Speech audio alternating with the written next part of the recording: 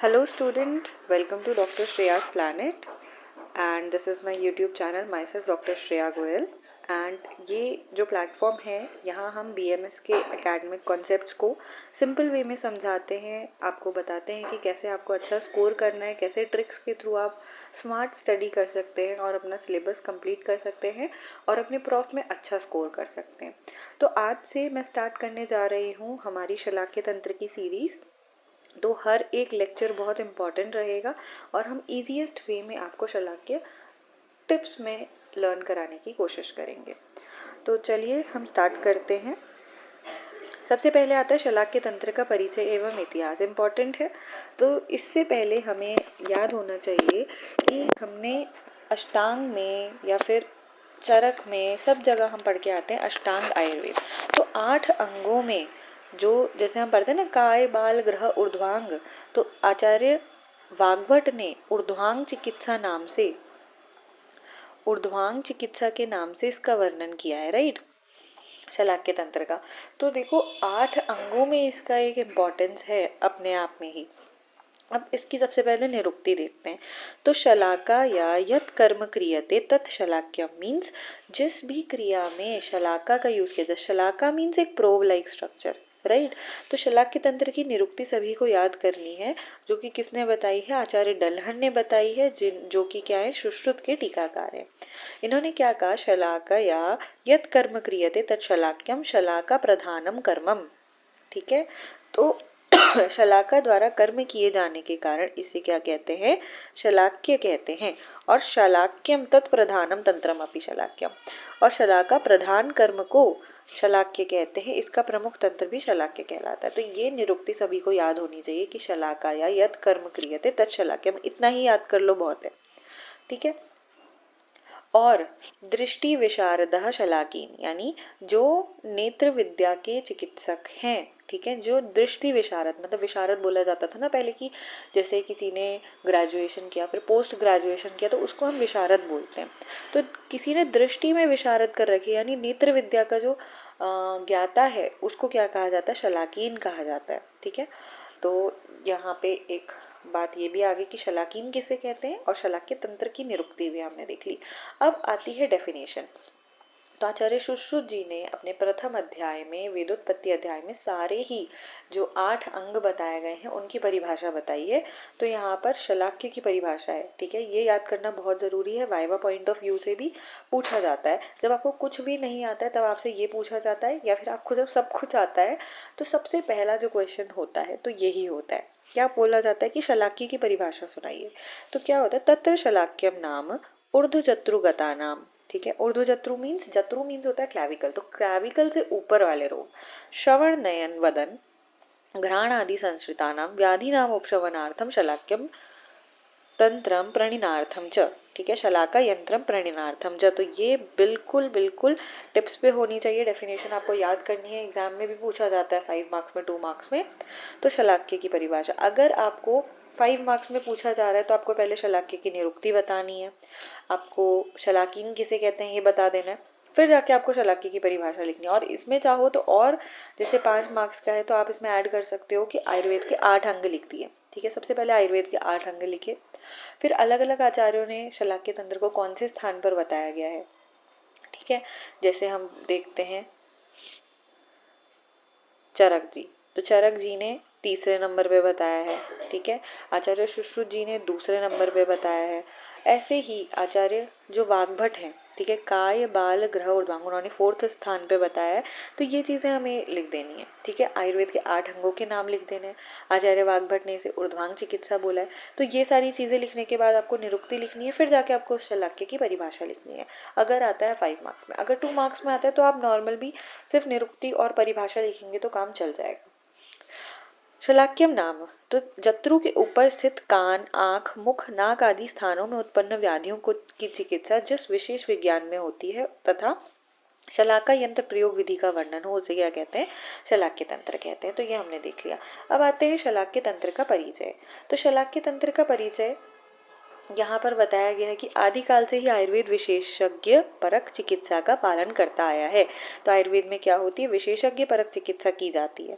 ठीक है, इसी कारण आयुर्वेद को 8 विशिष्ट योग्यताओं में विभाजित किया गया है और 8 में जो शलाक्य तंत्र है इसका एक महत्वपूर्ण स्थान है। आचार्य वाग्भट ने इसे ऊर्ध्वांग के नाम से उल्लेख किया है। अब यहाँ पर थोड़ी सी चीजों को समझते हैं।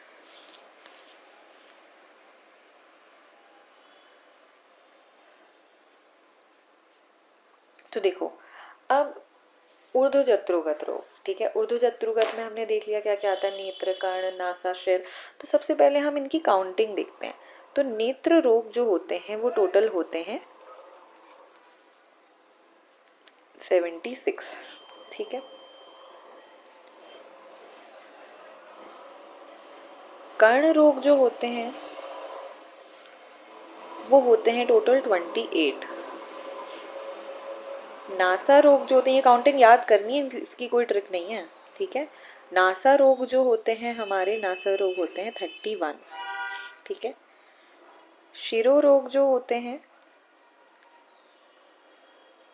शिरो रोग 11। ये सारे हम सुश्रुत जी के अकॉर्डिंग देख रहे हैं। बाकी आचार्यों ने और भी काउंटिंग बताई, जैसे कपालगत रोग 9 बताए गए हैं, नेत्र रोग में भी अलग अलग काउंटिंग्स बताई गई हैं। तो ये हम बेसिक एक जो काउंटिंग याद रहनी चाहिए वो बता रही हूँ। तो नेत्र, कर्ण, नासा, शिरो रोग हो गया और आता है लास्ट में मुख रोग। अब मुख रोग याद कर सकते हैं।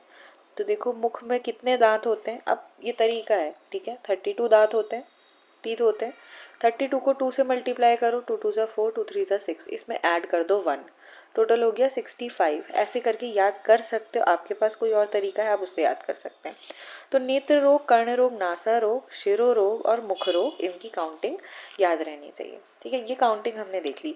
अब देखो, जो शलाक्य तंत्र का वर्णन आता है, आचार्य सुश्रुत जी ने उत्तर तंत्र में इसका वर्णन किया है। ठीक है, उत्तर तंत्र में इसका वर्णन किया गया है। उत्तर तंत्र में टोटल चैप्टर्स हैं 66 और ये 66 चैप्टर्स बाद में ऐड किए गए हैं आचार्य नागार्जुन द्वारा। ठीक है, हम बात करें सुश्रुत जी के उत्तर तंत्र की। ठीक है, अब ये जो 66 चैप्टर्स हैं इनमें भी डिवीजन आता है, इनमें भी शलाक्य तंत्र का वर्णन सिर्फ और सिर्फ 26 चैप्टर्स में है। तो बाकियों में क्या है, तो देखो 1 से लेके 26 चैप्टर तक किसका वर्णन आता है, शलाक्य का।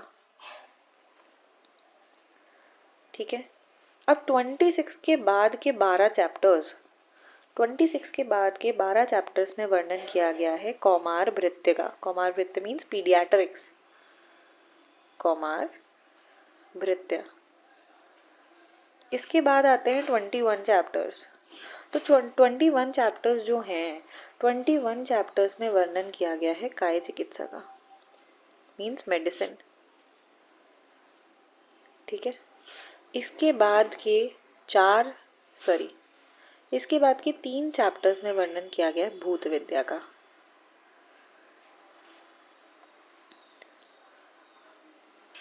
और इसके बाद के 4 चैप्टर्स में वर्णन किया गया है भूषण भूत का।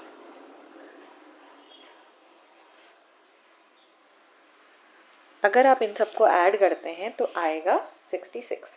ठीक है, तो ये हमने देख लिया कि कैसे कैसे इन 66 चैप्टर्स में डिवीजन है। अब हम तो बात कर रहे हैं शलाक्य की।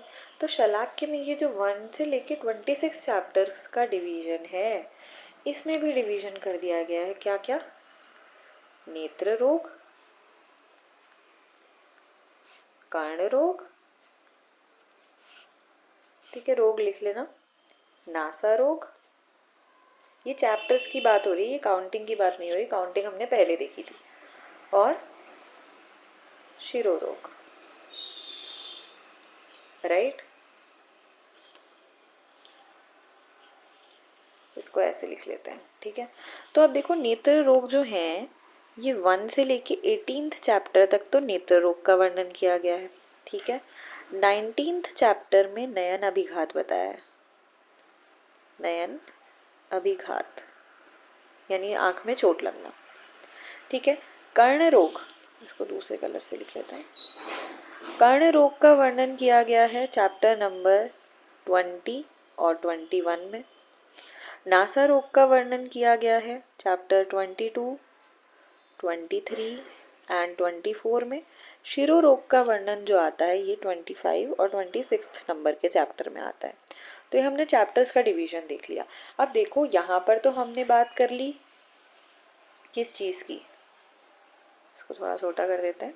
हाँ, तो देखो यहाँ पर तो हमने बात कर ली नेत्र रोग की, ठीक है, कर्ण रोग की बात कर ली, नासा रोग की, शिरो रोग की बात कर ली, बट क्या रह गया, यहाँ पर मुख रोग रह गया, राइट। तो मुख रोग का जो वर्णन आता है, मुख रोग का जो वर्णन मिलता है, मुख रोग का जो वर्णन मिलता है वो आचार्य सुश्रुत जी ने निदान स्थान और सुश्रुत जी का ही चिकित्सा स्थान में वर्णन आता है, ठीक है। तो हमने बाकी सारे अध्याय तो देख लिए, उत्तर तंत्र में वर्णन है, बट जो मुख रोग है, मुख रोग का वर्णन आचार्य सुश्रुत जी ने निदान स्थान और इसका वर्णन साथ ही साथ चिकित्सा स्थान में किया है, ठीक है। निदान स्थान का अध्याय नंबर 16 एंड चिकित्सा स्थान का अध्याय नंबर 22 में इसका वर्णन मिलता है। तो मुख रोग का अलग से याद रखना है, बाकी सब हमने इस डिवीजन में देख लिया कि नेत्र रोग 1 से 18 तक, 19 में नयनाभिघात, कर्ण रोग 20-21, नासा रोग 22, 23, 24, शिरो रोग 25, 26, ठीक है। 1 से 26 तक शलाक्य तंत्र का वर्णन किया गया है, ठीक है। और हमने इसके साथ साथ काउंटिंग देखी थी कि नेत्र रोग 76 होते हैं, कर्ण रोग 28 होते हैं, नासा रोग 31, शिरो रोग 11 और मुख रोग 65 होते हैं। तो वापस से हम आते हैं अपने पीडीएफ पर। तो यहाँ पर देखो आचार्य सुश्रुत जी ने 76 नेत्र रोग, 31 नासा, 28 कर्ण, 11 शिरो रोग, 65 मुख रोगों का वर्णन किया है। अब देखो इनका वर्णन कहाँ है, उत्तर तंत्र में है, और उत्तर तंत्र के 26 अध्यायों में शलाक्य तंत्र का वर्णन, ये सारी चीजें हम देख चुके हैं, इसको आपको उससे ही याद करना है। फिर मुख रोगों का वर्णन निदान स्थान के 16वें अध्याय ये देख लिया हमने, और 22वें अध्याय में चिकित्सा स्थान में मिलता है। फिर अष्टांग, हृदय, शारंगधर संहिता, इन सब का याद करने की नीड नहीं है, चाहो तो इसको आप रीड कर लेना। अब आते हैं शलाक्य तंत्र का इतिहास। तो शलाक्य तंत्र का इतिहास क्या है, इसका विस्तृत वर्णन आचार्य सुश्रुत ने किया है। शलाक्य तंत्र का इतिहास बहुत प्राचीन है। श्रीमद् भगवत 9वें स्कंद अध्याय 13 की कथा में निमि को इक्ष्वाकु का पुत्र बताया गया। अब एक चीज हमेशा याद रखनी है कि जो शलाक्य तंत्र है इसे निमि तंत्र भी कहा जाता है या फिर विदेह तंत्र भी कहा जाता है, ठीक है, निमि तंत्र या विदेह तंत्र कहा जाता है। तो इसमें क्या हुआ था कि एक माइथोलॉजिकल स्टोरी है, ठीक है। सूर्यवंशी अवध नरेश महाराज इक्ष्वाकु के कनिष्ठ पुत्र यानी छोटे पुत्र राजकुमार निमि अपने बड़े भाई ककुस्थ के राज्याभिषेक के समय अपने पिता का विशेष झुकाव अपने बड़े भाई की ओर देखकर विरक्त हो उठे। तो उन्होंने देखा जो इक्ष्वाकु थे महाराज, उनके छोटे पुत्र थे राजकुमार निमि। तो राजकुमार निमि ने देखा कि उनके जो पिता हैं उन्होंने राजा किसको बना दिया, उनके बड़े भाई को बना दिया, और उनका विशेष झुकाव अपने बड़े भाई की तरफ है। तो उनको विरक्ति हो गई और उन्होंने क्या करा, अपना जो घर था, अपना जो महल था उसे छोड़ के वो कहाँ चले गए, तिरहुत प्रांत चले गए। तिरहुत प्रांत में क्या हुआ कि जो तिरहुत प्रांत था वो लंकापति रावण द्वारा जीता जा चुका था, और रावण ने क्या करा था, ऋषियों के यज्ञ आदि में विघ्न डाले थे, उनको तंग कर रखा था। तो जब जो निमि थे वो वहां पहुंचे तो सारे ऋषिगण उनको देखकर क्या हुए, प्रसन्न हो गए। अब वहाँ क्या थे, महर्षि गौतम थे। महर्षि गौतम ने आचार्य निमि को दीक्षित कर लिया, और तिरहुत का मुखिया महामुनि यमदग्नि ने उन्हें तिरहुत का प्रथम राजा घोषित कर दिया, ठीक है। निमि को तिरहुत का राजा बना दिया गया। अभी सभी राक्षस उनसे क्या हुए, डर गए। मुनिगण निश्चिंत होकर तपस्या में लग गए। एक समय इक्ष्वाकु पुत्र महाराज निमि ने, अब क्योंकि वो तिरहुत के राजा बन गए थे, तो उन्होंने क्या करा, एक महायज्ञ का आयोजन किया, और उन्होंने किसको निमंत्रण दिया, वशिष्ठ जी को निमंत्रण दिया। अब क्या हुआ, वशिष्ठ जी कुछ कारणवश वहां नहीं आ पाए या देर हो गई उन्हें, तो क्या हुआ, उनके आने का निमि ने ज्यादा वेट नहीं किया और यज्ञ को स्टार्ट कर दिया। अभी यज्ञ को स्टार्ट करने के बाद क्या हुआ, जब यज्ञ स्टार्ट हो गया तो बाद में वशिष्ठ जी आए, उन्होंने देखा कि इसने तो मेरा वेट ही नहीं करा, तो उन्होंने आचार्य निमि को श्राप दे दिया। पहले से ऐसे ही कर रहे थे, तो उन्होंने निमि को क्या करा, नष्ट होने का श्राप दे दिया। अभी वहां पे बाकी जो देवतागण उपस्थित थे, वशिष्ठ जी तो लेट आए थे, बाकी जो उपस्थित थे देवता, उन्होंने क्या करा, उनको पुनः जीवित किया। अब जब क्योंकि उन्हें वशिष्ठ जी ने देह नष्ट होने का श्राप दे दिया था निमि को, तो देवताओं ने उन्हें पुनः जीवित किया, लेकिन उन्होंने देह धारण करने से इनकार कर दिया। महाराज निमि ने देह धारण करने से इनकार कर दिया कि मैं अब शरीर को धारण नहीं करूंगा। तो देवताओं ने क्या करा, उनको नेत्रों की पलकों में रहने का आदेश दे दिया। तो ये एक स्टोरी है, और इसी वजह से जैसे हम एक पलक झपकते हैं तो इसे भी क्या बोला जाता है, निमेश बोला जाता है, अक्षि निमेश बोलते हैं ना। तो इसी कारण निमेश शब्द भी निमि परक माना जाता है, क्योंकि पलकों को खोलने व बंद करने को निमेश कहते हैं। तो एक माइथोलॉजिकल स्टोरी थी, ये हमने पढ़ ली। फिर यहाँ पर कुछ ऐसी ही चीजें आती हैं, इसको छोड़ो आगे बढ़ते हैं। तो वेदों में भी शलाक्य तंत्र का वर्णन मिलता है। अब इसका प्रमुख आचार्य कौन है, आचार्य निमि है। शलाक्य तंत्र पर प्रथम विशेष ग्रंथ का लेखन आचार्य निमि द्वारा किया गया है। यह संहिता निमि तंत्र, ठीक है, और विदेह तंत्र, तो मैंने पहले भी बताया इसे निमि तंत्र या विदेह तंत्र के नाम से बुलाया जाता है। इतिहासकार निमि का काल चरक और सुश्रुत के पूर्व का मानते हैं, क्योंकि कतिपय स्थानों पर निमि के उद्धरणों की प्राप्ति सुश्रुत संहिता में होती है, ठीक है। इसी प्रकार चरक संहिता में भी शारीर स्थान व सूत्र स्थान में राजा विदेह का संदर्भ प्राप्त होता है। निमि के अतिरिक्त प्रमुख आचार्य कराल, भद्रक, शौनक, चक्षुषेण, सात्यकी, भोज, कांकायन इत्यादि हैं, ठीक है। तो इसमें आपसे क्वेश्चन क्या पूछा जा सकता है, इसमें आपसे पहले तो मैंने बता दिया शलाक्य तंत्र की परिभाषा लिखी, आपको कैसे लिखनी है, आपको 8 अंगों का वर्णन करना है, इसका महत्व बताते हुए फिर आपको इसकी निरुक्ति लिखनी है, फिर इसकी परिभाषा लिखनी है। फिर अगर शलाक्य तंत्र का इतिहास लिखने के लिए आता है तो आपको लिखना है, इसका वेदों में भी वर्णन मिलता है, आचार्य चरक सुश्रुत ने भी इसकी बात करी है। फिर अष्टांग आयुर्वेद का वर्णन आपको यहाँ पे भी लिखना है। फिर इसका पूरा आपको क्लासिफिकेशन लिख देना है, जैसा मैंने बताया कि उत्तर तंत्र में कुल 66 चैप्टर हैं जो कि बाद में ऐड किए गए हैं, फिर उनमें भी जो डिवीजन आता है वो सारा चीज़ें लिखनी है, ठीक है। तो इस तरीके से हमने इतिहास वाला पोर्शन देख लिया, और आप चाहें तो ये वाली कहानी स्टोरी जो मैंने बताई लिख सकते हैं। अब नेक्स्ट आते हैं इम्पोर्टेंट, दैट इज नेत्र शारीर, ठीक है। तो नेत्र शारीर में यानी इसका रचना शारीर यानी इसकी एनाटॉमी की थोड़ी बात कर लेते हैं। आयुर्वेदिक नेत्र रचना शारीर, इसमें सिरा कितनी होती है, 8 अष्टौ नेत्रयो, तो इसमें 8 शिराएं होती हैं नेत्र में। संधि 2 वर्तम मंडलो नेत्राश्रय, नेत्राश्रित वर्तम मंडल में 2 संधियां होती हैं, अभी हम पढ़ेंगे, ठीक है। मंडल, संधि, पटल कितने कितने होते हैं, यहाँ पर वर्तम मंडल में 2 संधियां बताई हैं, ठीक है। पेशी कितनी होती हैं, 2 नेत्र 2 पेशी होती हैं। धमनी 2 चक्षुष वाहिनियों, 2 धमनियां अश्रुओं का वहन करती हैं, ठीक है। मर्म, अब देखो मर्म की बात करी है तो आंखों में मर्म, अपांग प्रदेश जो हमारा इनर कैंथस होता है उसे कनीनक बोलते हैं, और आउटर कैंथस को अपांग बोलते हैं। तो आउटर कैंथस के साइड पे, तो देखो ये हमारी आई है, ये 2 आंखें हैं, सुंदर सुंदर, ठीक है।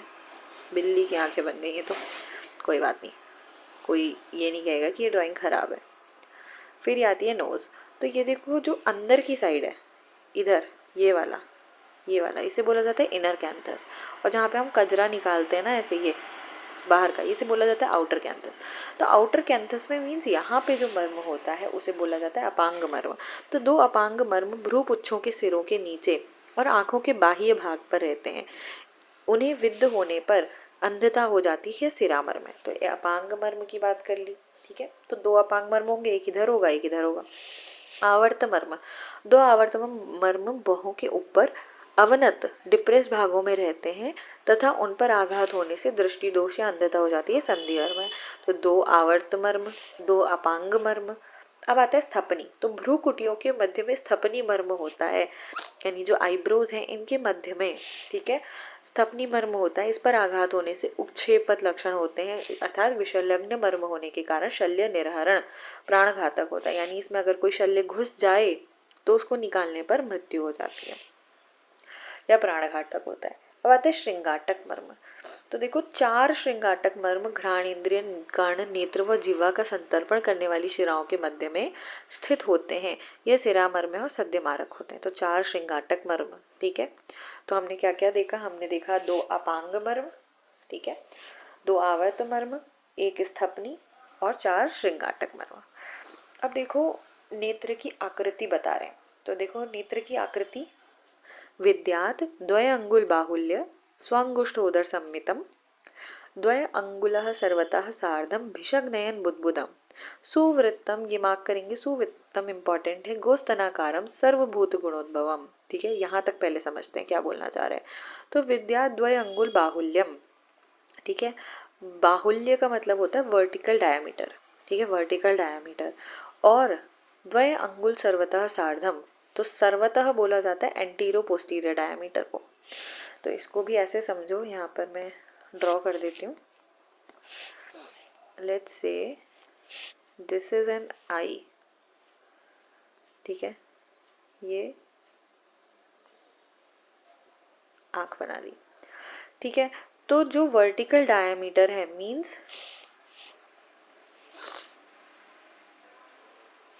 दिस वन, इसको बोला जाता है क्या, बाहुल्य, ठीक है। तो विद्या द्वय अंगुल बाहुल्य, 2 अंगुल बाहुल्य है, ठीक है। तो विद्या द्वय अंगुल बाहुल्यम, ठीक। तो ये क्या बता दिया, विद्या द्वय अंगुल बाहुल्य मीन्स जो वर्टिकल डायमीटर है वो 2 अंगुल का है, डायमीटर। फिर बोला है विद्या द्वय अंगुल बाहुल्यम स्वांगुष्ठोदर सम्मितम, और ये 2 अंगुल भी कैसे नापना है, स्वांगुष्ठ, मान लिया ये हमारा अंगूठा है, ठीक है, ये अंगूठे का नेल आ गया। अगर हम इसको पीछे को करें तो ये जो इसका उदर है, जितना मोटा ये होता है उस के बराबर इसकी मोटाई होती है। तो इससे हमें 2 अंगुल नापना है। तो स्व अंगुष्ठ, अपने अंगुष्ठ की उदर के समान। तो विद्या द्वय अंगुल बाहुल्यम स्व अंगुष्ठ उदर सम्मितम, ठीक है। तो ये हमने देखा क्या, वर्टिकल डायमीटर होता है आई का। फिर आता है द्वय अंगुल सर्वतः सार्धम, ठीक है। तो एंटीरो पोस्टीरियर डायमीटर मींस, इसको ऐसे समझो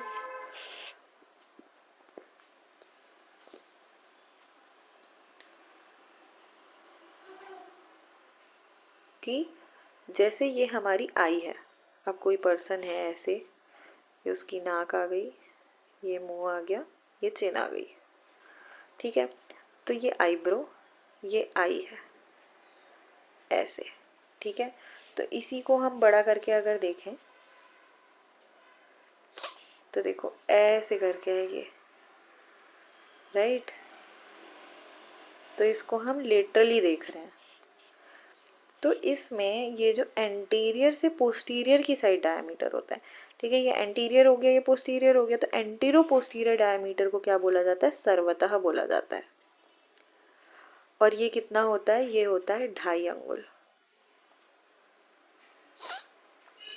तो विद्या द्वय अंगुल बाहुल्यम स्वांगुष्ठ उदर सम्मितम, अपने अंगूठे की उदर के बराबर, द्वय अंगुलम सर्वतः सार्धम मीन्स द्वय अंगुल और आधा, यानी 2.5 अंगुल क्या होता है, सर्वतः होता है। बेशक नयन बुद्बुदम, नयन बुद्बुद का जो माप होती है, और इसकी जो आकृति है वो कैसा बताया गया, सुवृत्तम, ठीक है। सुवृत्तम का मतलब है कैसा होता है, गोल होता है, ठीक है। गोस्तनाकारम, ठीक है, गाय के स्तन के जैसा होता है, ठीक है। और सर्वभूत गुणोद्भवम, सर्वभूत गुणोद्भवम, ठीक है। सर्वभूत गुण मीन्स भूत यानी पंच महाभूत, तो 5 महाभूतों के गुणों से युक्त होता है। अभी कैसे होता है, तो देखो जो आई है हमारी, इसके अलग अलग पार्ट्स होते हैं, ठीक है, अलग अलग वर्ण होते हैं आंख में। तो देखो जैसे हम पढ़ते हैं आकाश, वायु, 5 महाभूत की बात करें ना, अग्नि, जल और पृथ्वी। तो जो आकाश है ये बनाता है अश्रु मार्ग, राइट, क्योंकि वह मार्ग है, जहां भी हॉलो स्पेस होता है वह आकाश का काम होता है। वायु बनाता है कृष्ण भाग, आंख का काला पोर्शन। अग्नि बनाता है रक्त भाग, जो हमारी पतली पतली नर्व्स दिखती हैं, सॉरी वेसल्स दिखती हैं। अब जल, जल भाग जो होता है, जल महाभूत जो होता है, ये श्वेत भाग बनाता है। और इम्पॉर्टेंट है पृथ्वी, ये याद नहीं रहता है, जो मांसल भाग है, पृथ्वी भारी है, ठीक है, तो मांसल भाग जो होता है वो पृथ्वी बनाता है। ठीक है, तो ये हमेशा याद रखना है। अभी हमने जो चीज समझी, हमने क्या समझा, विद्या द्वय अंगुल बाहुल्यम, 2 अंगुल इसका बाहुल्य होता है यानी वर्टिकल डायमीटर होता है। फिर द्वय अंगुल सर्वतः सार्धम यानी द्वय और आर्ध यानी 2.5 अंगुल का जो सर्वथा यानी एंटीरो पोस्टीरियर डायमीटर होता है। और स्व अंगुष्ठोदर सम्मितम यानी अपने अंगूठे की उदर की मोटाई जितना होता है। और कैसा कैसा होता है आंख का स्ट्रक्चर, सुवृत्तम। ठीक है, वृत्त होता है, गोस्तनाकारम गाय के स्तन के जैसा होता है, सर्वभूत गुणोद्भवम। ठीक है, और 5 महाभूत से युक्त होता है। फिर हमने यहाँ पर देखा कि 5 महाभूत से युक्त कैसे होता है, तो आकाश वायु अग्नि जल पृथ्वी। आकाश महाभूत से अश्रु मार्ग बनता है, वायु से कृष्ण भाग, अग्नि से रक्त भाग, जल से श्वेत भाग, पृथ्वी से मांसल भाग की उत्पत्ति होती है। तो यहाँ पर देखो पलम भुवो। ठीक है, पलम बोला जाता है मांस को, तो मांसल भाग किससे बनता है, भुवो यानी पृथ्वी से बनता है। अग्नि तो रक्तम, अग्नि से रक्त भाग बनता है। वातात कृष्णम, ठीक है, तो कृष्ण भाग जिससे बनता है वात से बनता है। सितम जलात, ठीक है, तो सितम यानी सफेद भाग जल से बनता है। आकाशाद अश्रुमार्गश्च जायन्ते, और अश्रुमार्ग आकाश महाभूत से बनता है। नेत्र बुद्बुद, ये हमने देख लिया। ठीक है, तो यहाँ पर वही चीज बता रखी कि बाहुल्य से अंत प्रवेश प्रमाण लिया गया। अंत प्रवेश प्रमाण को 2 अंगुल माना है। अंत प्रवेश को एंटीरियो पोस्टीरियर डायमीटर कहते हैं। ठीक है, और सर्वथा इतनी आयामता विस्तारश, सर्वथा का अर्थ होता है आयाम एवं विस्तार होता है। आयाम और विस्तार को 2.5 अंगुल माना जाता है। ठीक है, आयाम से वर्टिकल डायमीटर और विस्तार से हॉरिजॉन्टल डायमीटर ले सकते हैं। ठीक है, तो ये हमने चीज देख ली। अब देखो अक्षी मध्य चतुरांगुलम, दोनों अक्षियों के यानी दोनों आंखों के मध्य का स्थान कितना होता है, 4 अंगुल होता है। ठीक, ये हमें याद रखना है। अब देखो नेत्र में क्या क्या चीजें होती हैं, तो मंडलानी च संदिश्च पटलानी च लोचने, तो 3 चीजें होती हैं एमएसपी। क्या क्या, मंडल संधि और पटल होते हैं नेत्र में। अब इनकी काउंटिंग कितनी कितनी होती है, 5, 6 और 6 होती है। ठीक है, तो मंडलानी च संदिश्च पटलानी च लोचने यथाक्रमम विजानीयात पंच षट षडेव च, तो क्या क्या होती है, पंच षट षडेव च। 5 होता है, षट यानी 6 होता है और षडेव यानी 6। तो मंडल कितने होते हैं, 5 होते हैं। संधि कितनी होती है, 6 होती है। और पटल कितने होते हैं, 6 होते हैं।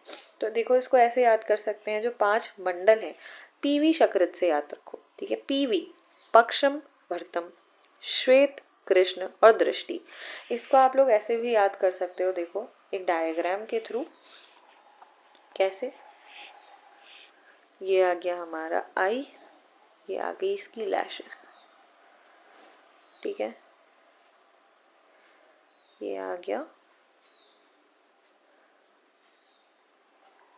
पूरा।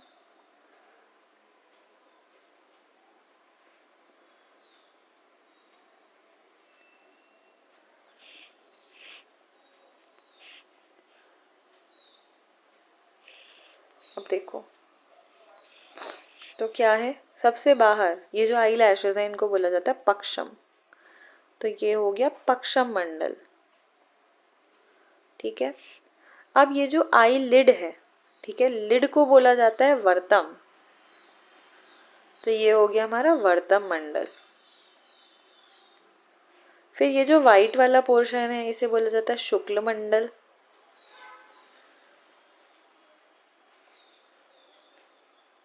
फिर ये जो ब्लैक वाला पोर्शन है इसे बोला जाता है कृष्ण मंडल, कृष्ण मंडल। ठीक है, फिर ये जो बीच में पोर्शन है इसे बोला जाता है प्यूपिल या फिर दृष्टि मंडल।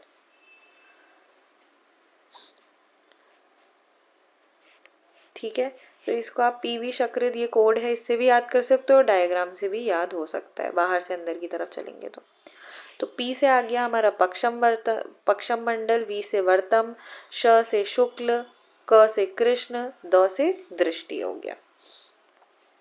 ठीक है, तो आता है पक्षम मंडल, वर्तम मंडल, शुक्ल मंडल, कृष्ण मंडल और दृष्टि मंडल। ठीक है, तो ये हमने 5 मंडल देख लिए। अब देखो संधि आते हैं, तो संधि भी यहाँ पे समझ के चलते हैं। तो यहाँ पर एक आईब्रो भी बना देते हैं, ठीक है। ये आईब्रो हो गई और ये नोज हो गई, ठीक है, नोज बना दिए। अब देखो यहाँ पर जब जो संधियां होती हैं, संधि मीन्स जॉइंट्स, तो इनमें ही आपस में संधि होगी। तो पहली संधि जो आती है वो आती है पक्षम वर्तम संधि, ठीक है, पक्षम और वर्तम के बीच की संधि। दूसरी संधि आती है वर्तम और शुक्ल के बीच की संधि। तीसरी संधि होती है शुक्ल और कृष्ण संधि। चौथी संधि होती है कृष्ण और दृष्टि संधि। लेकिन हमने तो देखा एमएसपी यानी 5 6 6 मंडल होते हैं, 5 संधि होती है 6, तो यहाँ पर तो 4 ही संधि हुई। अब 2 संधि और होती है, एक यहाँ पर जो जॉइंट है यानी इनर कैंथस पे, एक आउटर कैंथस पे जो जॉइंट है। तो जो इनर कैंथस पे जॉइंट होता है ये वाला, इसे बोला जाता है कनीनक संधि। क्या बोला जाता है? कनीनक संधि। और ये जो आउटर कैंथस पे जॉइंट होता है इसे बोला जाता है अपांग संधि, राइट, इसे बोला जाता है अपांग संधि। तो देखो 5 मंडल नेत्र में होते हैं। मंडल हमने देख लिए, पक्षम मंडल, श्वेत मंडल, दृष्टि मंडल, वर्तम, कृष्ण मंडल, ठीक है। अब बाहर से भीतर की ओर 6 संधियां होती हैं। तो 6 संधियां हमने क्या क्या देखा? पक्षम वर्तम की संधि, वर्तम शुक्ल की संधि, शुक्ल कृष्ण की संधि, कृष्ण दृष्टि की संधि, कनीनक और अपांग संधि, ठीक है। तो ये हम अभी देख चुके हैं। अब नेक्स्ट आते हैं, तो देखो यहाँ पर एक फॉर्मूला बता रखा है कि नेत्र के आयाम का तृतीयांश कृष्ण मंडल होता है, कृष्ण मंडल का 7वां भाग दृष्टि मंडल होता है, ऐसा नेत्र के विद्वानों का कथन है। तो यहाँ पर इसको ऐसे समझो, फिर से एक डायग्राम बनाना पड़ेगा, कितने डायग्राम बनाने पड़ते हैं, लेकिन समझ तो ऐसे ही आएगा। तो देखो ये क्या है? कृष्ण मंडल, इसको पूरा बोला जाता है नेत्र का आयाम, ठीक है। क्या बोला जाता है? नेत्र का आयाम बोला जाता है।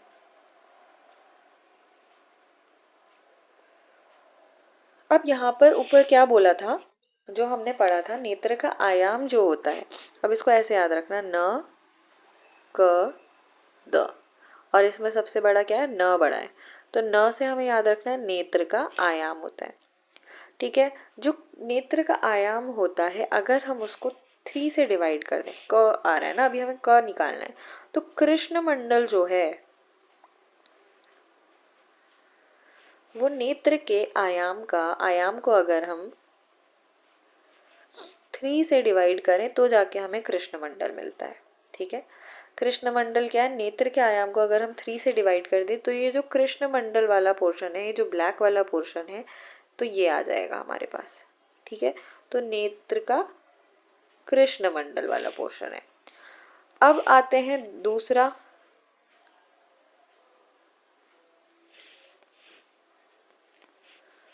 दूसरा क्या चीज थी? दृष्टि मंडल। दृष्टि मंडल क्या होता है? अगर हम कृष्ण मंडल को 7 से डिवाइड कर दें तो हमारे पास दृष्टि मंडल निकलता है। तो दृष्टि मंडल देखो कितना छोटा हो गया, ये वाला पोर्शन, ये है ना, ये वाला पोर्शन दृष्टि मंडल हो गया। तो देखो नेत्र का आयाम जो होता है अगर हम उसको 3 से डिवाइड करें तो हमें इतना पोर्शन मिलेगा, ठीक है। और अगर हम आयाम को अगर हम कृष्ण मंडल को 7 से डिवाइड करें तो हमें इतना पोर्शन मिलेगा। तो ये एक फॉर्मूला है जनरल, याद रखना है, ठीक है। दृष्टि मंडल इज इक्वल्स टू कृष्ण मंडल अपॉन 7 एंड कृष्ण मंडल इज इक्वल्स टू आयाम अपॉन 3। सबसे बड़ा होता है नेत्र का आयाम, ठीक है। तो ये फॉर्मूला बता दिया है। अब देखो नेत्र के पटल, हम एमएसपी बात कर रहे थे, तो नेत्र के पटल कितने होते हैं? टोटल 6 पटल होते हैं। तो देखो 2 पटल क्या होते हैं? वर्तमगत होते हैं और 4 पटल अक्षी गोलक में होते हैं। तो अगर कोई पूछे कि अक्षी गोलक में कितने पटल है, तो एमएसपी याद करके 5 6 मत लगा देना आंसर, या फिर बोल देना। अगर अक्षी गोलक में पटल पूछ रहा है तो अक्षी गोलक में 4 पटल होते हैं, जबकि टोटल जो पटल है वो 6 है, ठीक है। अब इन 4 पटलों में दुष्चिकित्सित तिमिर रोग होता है, और ये जो 4 अक्षी गोलक के पटल हैं इन्हीं में क्या होता है? तिमिर रोग होता है।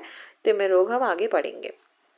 ठीक है, प्रथम पटल क्या होता है, तेजो जलाश्रित होता है। प्रथम पटल जो है वो तेज और जलाश्रित होता है, द्वितीय पटल मांस आश्रित, तृतीय पटल मेदो आश्रित और चतुर्थ पटल अस्थि आश्रित होता है। तो देखो यहाँ पर लिखो 1 2 3 4। ठीक है, अब रस रक्त मांस मेद अस्थि मज्जा शुक्र हम पढ़ते हैं, तो यहाँ पे लिख दो सबसे पहले रस रक्त। ये थोड़ा दिख नहीं रहा है ना, थोड़ा डार्क कलर ले लेते हैं। तो यहाँ पे लिख लो रस रक्त मांस मेद और अस्थि। अब जो रक्त है और रस है इसको हम तेज और जल बोल सकते हैं, रस मीन्स जल और रक्त को हम तेज बोल सकते हैं। तो ऐसे याद कर लो, तेजो जलाश्रित, फिर मांस मेद अस्थि। ठीक है, तो ये 4 पटल ऐसे ऐसे आश्रित होते हैं। अब देखो बाह्य पटल तेज और जल के आश्रित है, डलहर मत अनुसार प्रथम पटल रक्त से बना है। तो ये सारी चीजें रीड कर लेनी है, कुछ इंपॉर्टेंट नहीं। आचार्य वाग्भट मतानुसार नेत्र के कृष्ण मंडल की उत्पत्ति रक्त व स्रोत से होती है और श्वेत मंडल की उत्पत्ति कफ व स्रोत से होती है। ठीक है, फिर सुश्रुत ने बताया है कि जब दोष प्रथम पटल में व्यवस्थित होते हैं तो रोगी सभी पदार्थों को अव्यक्त देखता है। तो देखो अगर प्रथम पटल में दोष होंगे, ठीक है, प्रथम पटल में, तो सभी पदार्थों को क्या देखेगा, अव्यक्त देखेगा। नेत्र के आकार प्रमाण में त्रुटि से भी रोगी अस्पष्ट देखता है, जिससे कि परावर्तन जन्य विकार जैसे मायोपिया और एस्टिग्मेटिज्म होते हैं। नेक्स्ट आते हैं रेफ्रेक्टिव एरर्स में B produce by change in the axis and the curvature of the cornea.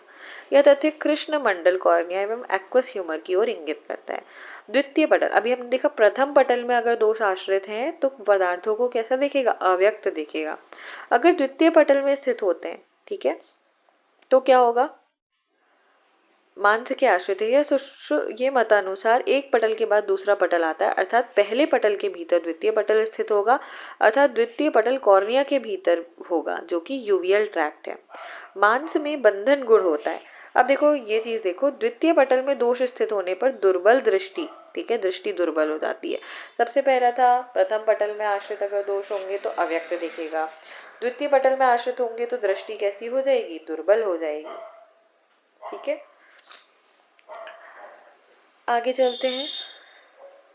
तृतीय पटल में दोष स्थित होने पर निम्न लक्षण होंगे। तो देखो दृष्टि मंडल का रंजन होना, दृष्टि का क्रमशः मंद होना, बड़ी वस्तुओं का दिखाई न देना, एक वस्तु के 2 या 3 या अनेक रूप को देखना, दोष स्थिति अनुसार दृष्टि से क्षेत्र में विकृति होना। तो तृतीय पटल में दोष स्थित होने पर इतनी चीजें होंगी देखो। ठीक है, फिर आते हैं चतुर्थ पटल, यानी तृतीय के भीतर स्थित होता है जो कि अस्थि धातु में आश्रित होता है। तो यहाँ तक हमने देखी रचना सारी नेत्र की।